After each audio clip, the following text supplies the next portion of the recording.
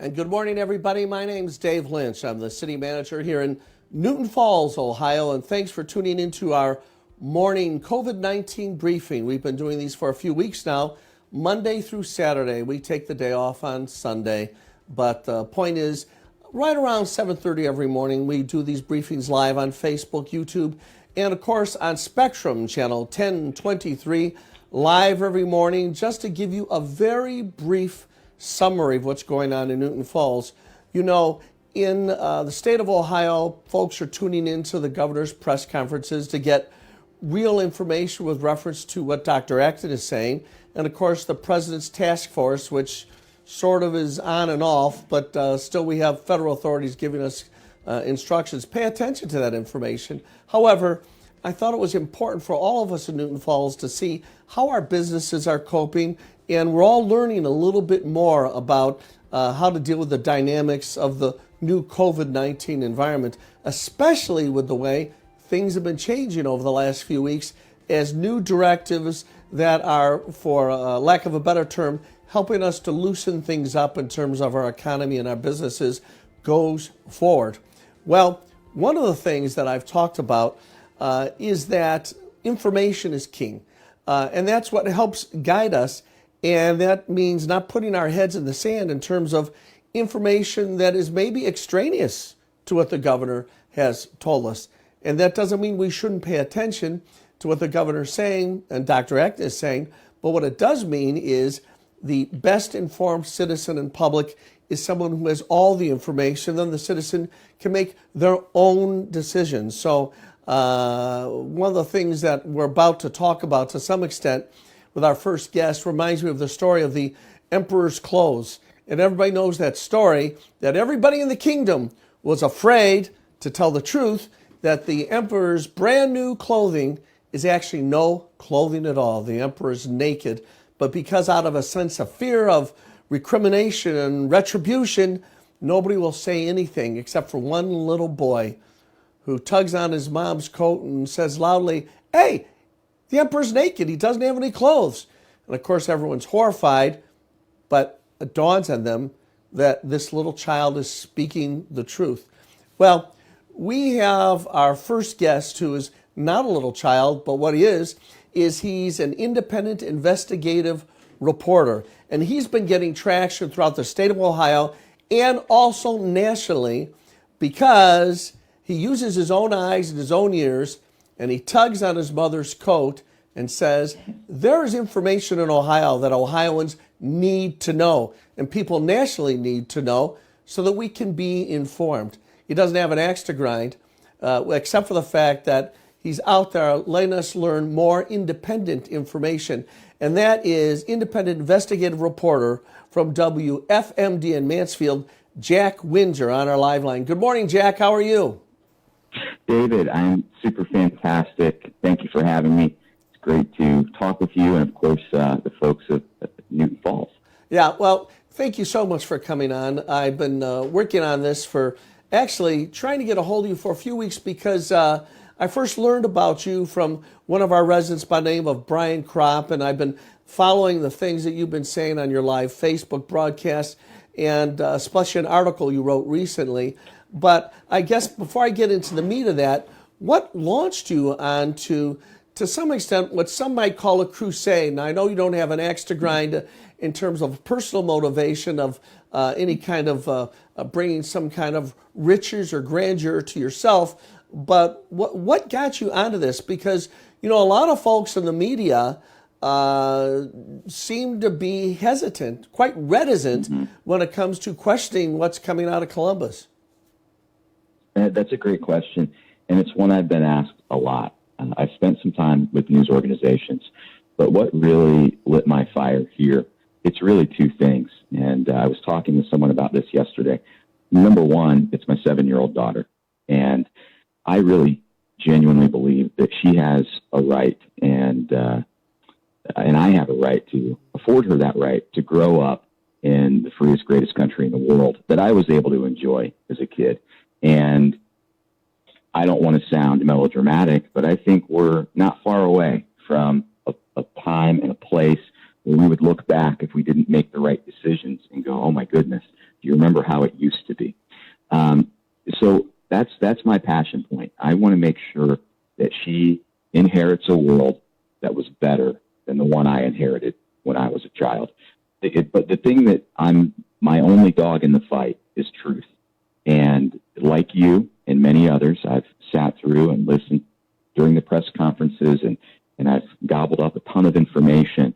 And there just always seemed to be this other avenue where things didn't always add up, or something would be said and I'd scratch my head and go, gosh, that just doesn't sound like the whole picture. And so, the passion is giving a better world to my daughter, and the motive is finding the truth for Ohioans.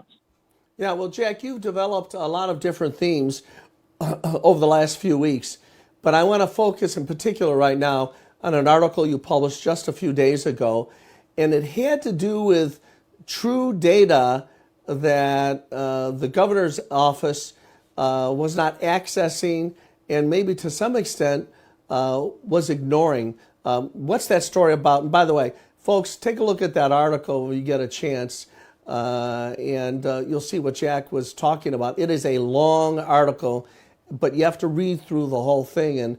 And I'm sorry, folks, if there's a lot of data and a lot of content, but being informed means putting the time and energy in. Jack, tell us about that article. What's going on? Well, I wrote the article because if you've listened to the press conferences, sometimes I ask some edgy questions. And those questions always come from our viewers and our listeners. And other questions started to pop up. I get hundreds throughout the week. And one pattern that I noted was it just seems like there are some gaps in information. As you said earlier at the beginning of this broadcast, we're in a time that we need real, accurate information.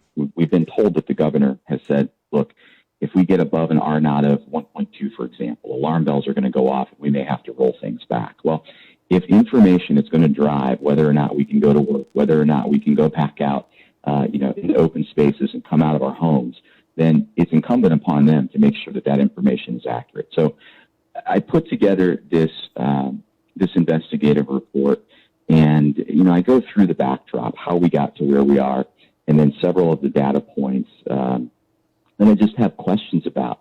And I think it's important to note when this all happened in March, what we were seeing on the TV, what we were hearing, it was about the tragedy in northern Italy, and it looked awful. And when we rolled into this lockdown and lockout, I think most of us felt, it's probably going to be tough to do, but I get the decision. And a lot of people seem to be on board.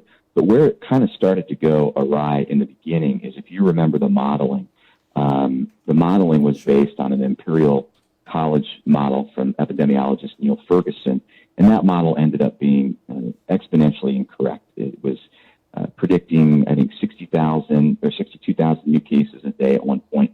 And then I believe Ohio State stepped in with the Ohio Director of Health, Acton, and they ratcheted that number down to 10,000 new cases a day, and then 2,000 new cases a day. So almost out of the gate, some of the data was really, or at least the modeling was off. And where I really started to scratch my head is on how deaths are reported. And this actually happened over the holiday weekend. But when you watch the presser, Amy Acton will often say, deaths reported in the last 24 hours. Deaths reported in the last 24 hours are different than the actual number of deaths in the last 24 hours. And it was a shining example to me over Memorial Day weekend, when on the 23rd, the Ohio Department of Health reported 84 deaths over a 24-hour period. The actuality was there were 7. So there was a difference of 77 deaths. And the challenge with that, and then I'll tell you kind of how they get there. The challenge in that is it's confusing. It's confusing to journalists. It's confusing. I know what's going on, and I read a headline and I got anxious. Here's the headline I read: deaths more than double the previous 24-hour period. And so that information goes out, people read it, and people panic. I mean, rightfully so. But when you go back, there's a CSV file on the state dashboard that you can dive into.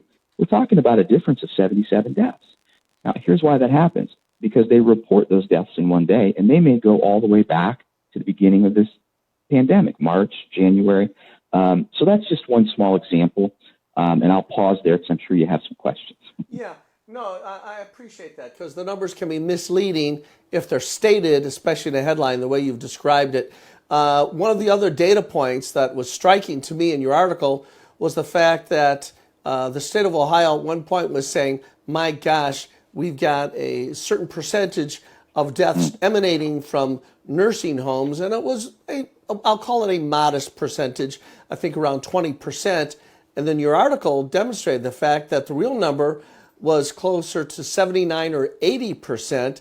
And there's a lot of meaning in the focus in terms of deaths coming out of nursing homes, because the way my sum and substance review of your article is this: if we had had the real data information, we didn't have to lock down the way we did. We had to take some precautions, but all the suffering and grief and businesses shut down might have been avoided if we had acted upon the real data. Is that a way of saying things? You know, I think that's definitely a perspective to look at. And I think that probably comes out in the article.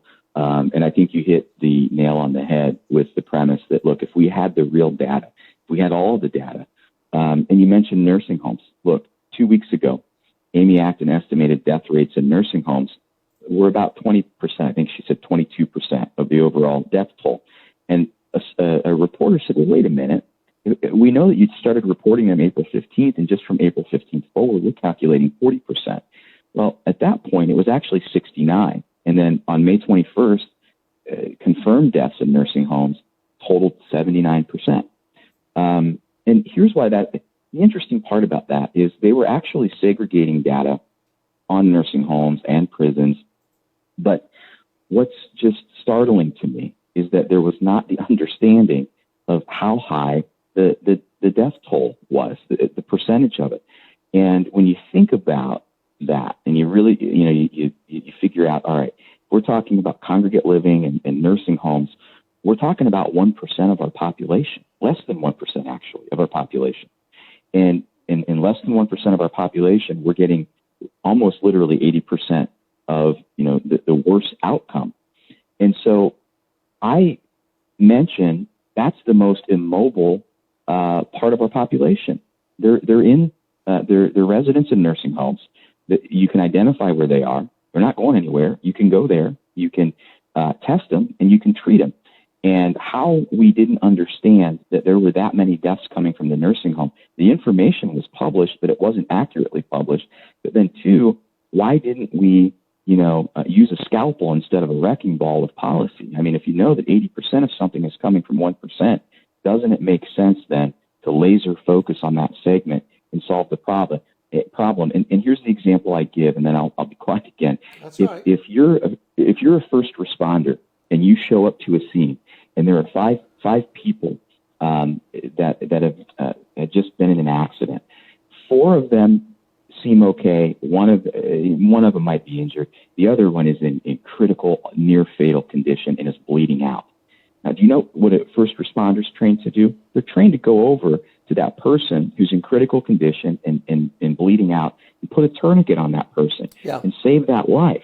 And then they go into their secondary and tertiary protocol to deal with the other 4 people at the accident scene. Why didn't we do that with our policy? Yeah, it's I think they call that the triage system, and it really does make sure you have your immediate expending of resources on the critical cases. And then certainly that's the reason why if you go into an emergency room and you're bleeding, you might go to the front of the line before Joe Flobovitz, who's got a sore throat. Jack, one other thing about this is the fact is we now have real life data from real experiences in other countries and to some extent other states who utilize this more scalpel-like methodology, and they've had as much success, if not more success, than we've had in Ohio. Is that a fair statement? It is, and I think there are a lot of states and a lot of countries that the one that many people point to is Florida. I think South Carolina is one, Sure. and then the Dakotas, and then you certainly can look at Texas. Now Sweden has taken a lot of the limelight. Sweden, they will admit that they didn't get it right with congregate living out of the gate, but they've had more relaxed lockdowns, and you can still look at the numbers. There's still stuff going on. But it does seem that areas that had more relaxed standards and were laser focused had a better result. And here's the other thing that we know. The alarming part from New York a couple of weeks ago, the governor there even said, look, we're looking at this, and 66% of our new cases are coming from people who are on lockdown. So I think there could have been a better way. We knew early on, by the way, I published that in the article. We knew early on from Italy and China, the group that was going to be hardest hit. We knew that before we signed the first order. It was going to be 79 years and above, especially if there were comorbidities. But other people who have heart disease or diabetes or high blood pressure would be at risk, maybe some accelerated risk. But really, it was the 60 and above, but particularly the 79 and above. Look, we knew that from day one. Yeah. State Representative Nino Vitale has been leading the charge towards there being a more common sense approach to dealing with this issue as it relates to the actual data. And I guess the real question that I've heard him ask, and I'll ask you, is what do you think is going on? How did we get in the spot where it may be that we've created a solution which isn't really applicable to the problem based on the data that we know? I mean, how did we get to this spot? What's motivating people, I guess, is the question I'm asking you, if you can sort of look into your crystal ball and figure that out. Yeah, I could go down several different paths here.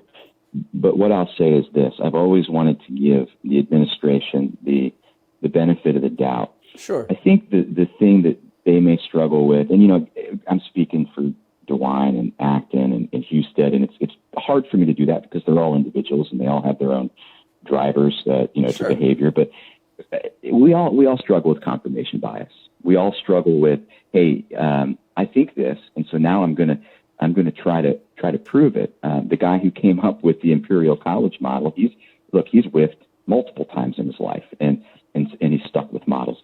And so it's one of those things where, I mean, if you put yourself in, let's say, the government's shoes, he came out and he took a chance. I mean, if you remember back early in March, he canceled the Arnold Classic. I mean, that was a big deal. People went, what's going on I was here? in Columbus that particular weekend, and there was no topic higher on the list of things to talk about in Columbus, Ohio, than that order to stop the Arnold Schwarzenegger event. Yeah, and so he rolled out. That was a big deal. And then soon thereafter, we canceled an election, postponed it, and then we went into the shelter in place. He received a ton of attention, if you remember that. It was positive. In fact, his ratings around the state of Ohio across party lines were extremely high because people thought, hey, we were not certain. It makes sense. And then he kind of started hitting the national media circuit, right? And I think it could be a combination of confirmation bias. I think it could be, maybe he likes the limelight, and he was at one point, it felt like he was America's governor, right? Yeah. But now he's in this awkward situation. A couple of weeks ago, we heard that his approval is about 80%. I was involved, meaning I tracked an online independent news survey from last week, and those numbers have dramatically dipped. In fact, those who are in favor of and approve of the policies are at about 30% now, according to that survey. But he's in this awkward position. He's a governor, and Husted's a lieutenant governor, and Acton is a medical professional. And for them to stand up and say, "Hey, look, we completely whiffed on this," there's risk in that. Yeah. But I'll tell you something. Sure. You understand this. We live in a great country where people love a comeback story, and people love to give people a second chance.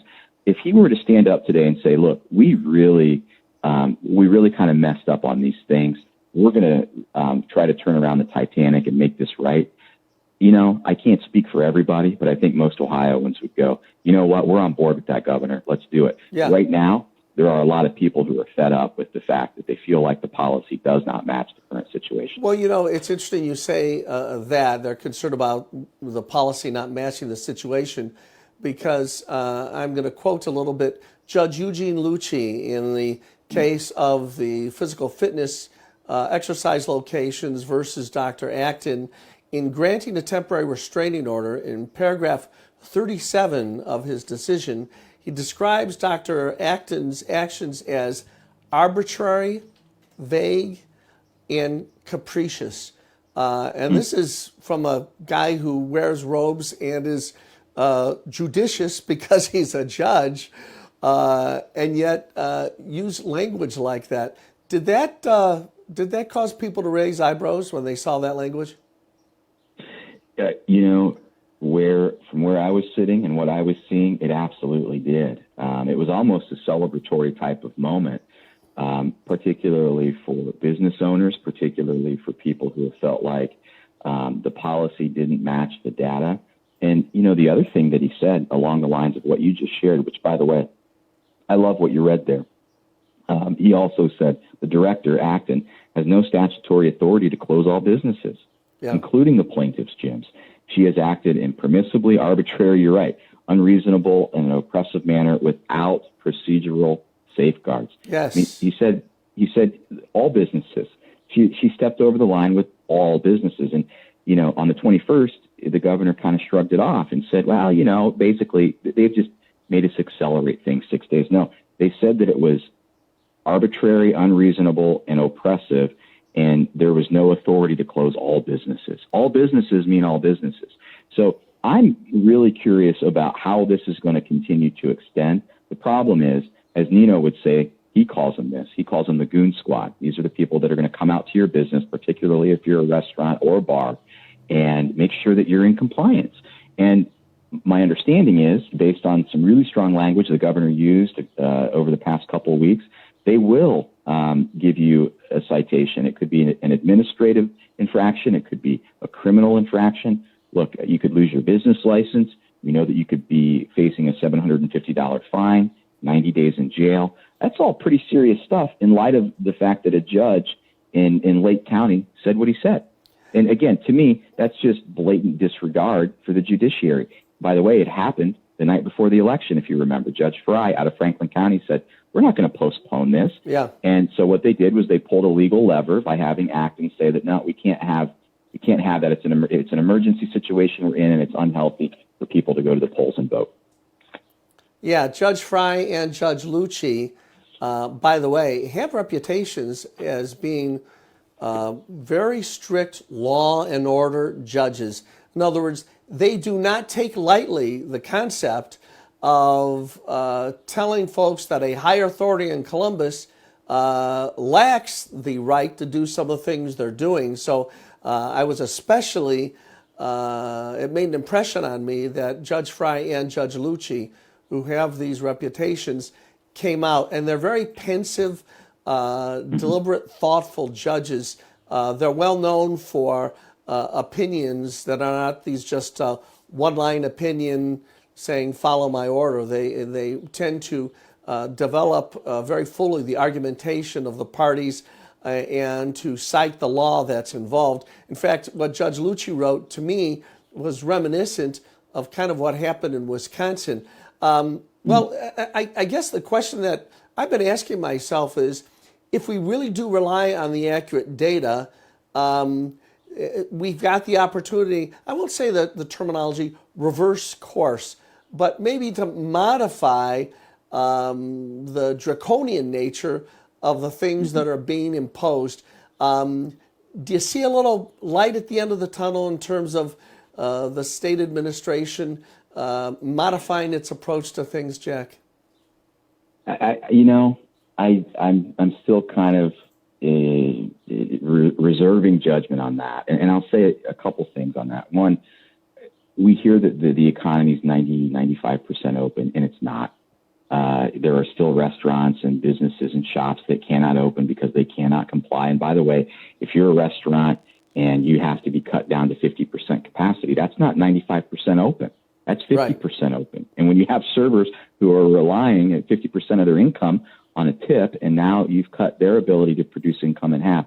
So, and you could probably dive deeper in every segment of the business and find anecdotal stories or real stories like that to give a compelling argument that we're not as open as you say we are. That's number one. And number two, the data's there.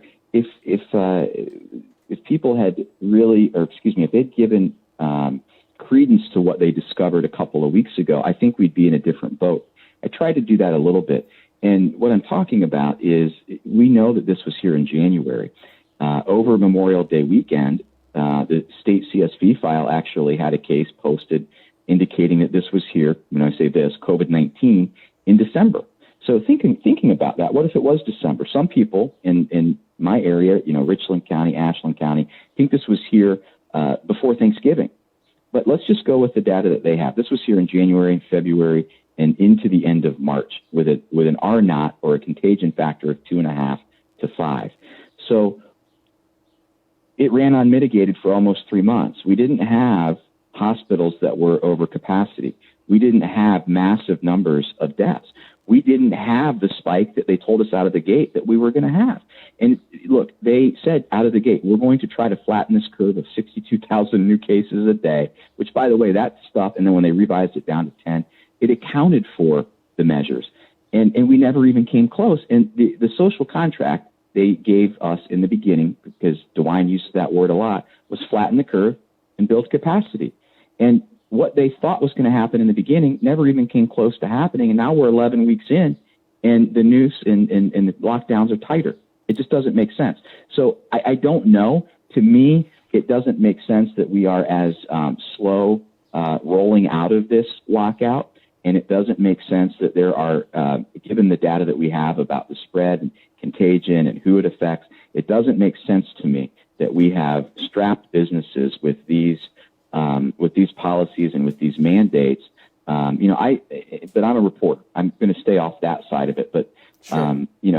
A lot of adults that I hear from feel like I'm an adult and I want the ability to make my decision and, trust me to do the right thing. They had to trust people to roll into this lockout to begin with. Why can't they be more trustworthy with better data that says it's not as bad as they thought it was going to be? Yeah, Jack, in response to that, I have noticed that some of the people charged with enforcing a lot of these directives here in Ohio and elsewhere in the country are not exactly enthusiastic about doing the enforcement. And in fact, in some parts of the country, those that have been asked to enforce these orders have essentially either refused to do so, or they have done so in a way that basically expresses the fact that they don't think that the concept of being an American means coming down hard on our fellow citizens. You've seen some of that, haven't you? I have. There was one that I didn't get to watch. A second time I was going to a press conference. Somebody sent it to me, gave me goosebumps. I got choked up. I think it was involving a gym where I think it was a gym that the law enforcement officials show up and there's a big crowd around them, and the officer says, "Hey, we're here because you're in violation. Have a good day," and they walk away. Yeah, I saw and that. And the crowd video goes too. Absolutely nuts. That's a tough spot. I've talked to some officers around the state of Ohio off the record, and they're in a really, really tough spot. It's a no-win. Yeah. Simply because if you look at the pledge that they make, right, they're committing to uphold the Constitution. Sure. And some folks take that extremely seriously. And now if you put them in a situation where it doesn't matter the outcome, if you have somebody that is paddling and the officer goes to the person that's being tattled on, the person that's being tattled on, people have smartphones, that's going to get recorded. And that, so somebody's angry there. Or if the officer blows off or doesn't do what the person, turning in the business or tattling on another person wants that officer to do, then that ends up becoming a storm for law enforcement. Yeah. So they're in a really, really tough spot. Yeah. Well, Jack, I think I'm with you from the standpoint that I'm giving all of our officials in Ohio the benefit of the doubt in terms of their motivation. I think there's a sense of caring, a sense of concern, and oftentimes I think people in government will take a position that is almost done in an overkill because they're so concerned about the danger that lurks that they want to nail down absolutely any and every possibility of that danger creeping into our communities. And unfortunately, that leads to a lack of balance. And, what some people have said is the essence of being a free American means not letting the government control every aspect of our lives. And I've heard some people say what's happened in America is a sense of martial law was declared. And of course, nobody in government wants to use that terminology, but a Soviet-style state is something that we spent a lot of years trying to avoid during the Cold War, and hopefully things will loosen up, and we'll have an opportunity to live our lives in a greater sense of freedom once again.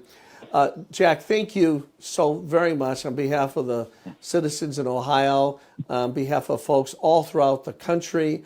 It's not easy to stick your neck out that way, and I'm sure for the governor, you're the sort of the Sam Donaldson. President Reagan used to avoid Sam Donaldson like a plague, but he couldn't do it. And the fact is that folks in Ohio are not able to avoid the sword of truth that's being wielded by Jack Windsor, WFMD. We've put your phone number on the screen over at the TV station and your email, jackw@wfmd.com. And we've had some screenshots that instruct folks to catch your live Facebook broadcast. And just on behalf of our community here in Newton Falls, thanks for taking the time with us today, Jack. David, it was an honor. Thank you to the folks of the city of Newton Falls. Stay strong, and God bless you all. Thank you. All right. Good health to you, Jack. We'll see you. Bye now.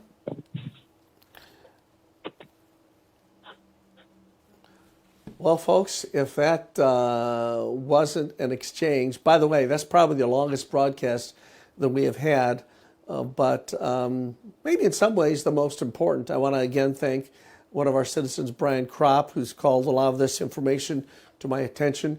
Brian and I have disagreed on a number of issues, and I dare say we're going to disagree again. But disagreement is about the free exchange of ideas without necessarily meaning that you yourself are attributing evil motives to the person you disagree with. It's agreeing to disagree and having respect for one another and putting information out there in a way that respects the source of the information, even if it doesn't support the narrative that you think is important. So, Brian, thanks for letting me have access to the Jack Windsor information. And folks, stay in touch with that information because it puts things in perspective and maybe will help you make better decisions as you encounter the things that we're asked to do as we go through this reopening during this very difficult time. Well, that brings us to the close of another broadcast. As I mention all the time, folks, rely on your faith in God. He's up there in his heaven, and there's nothing wrong with pausing in prayer. There's an old phrase from war, and that phrase is, there are no atheists in foxholes. What it means is in time of difficulty and stress, it's part of human nature to turn to a greater power, and we certainly can do that in prayer in Newton Falls. And we are a pretty religious community in Newton Falls. Well, as I mention all the time, folks, the situation is serious, but it's getting better. God bless America, and God bless the city of Newton Falls.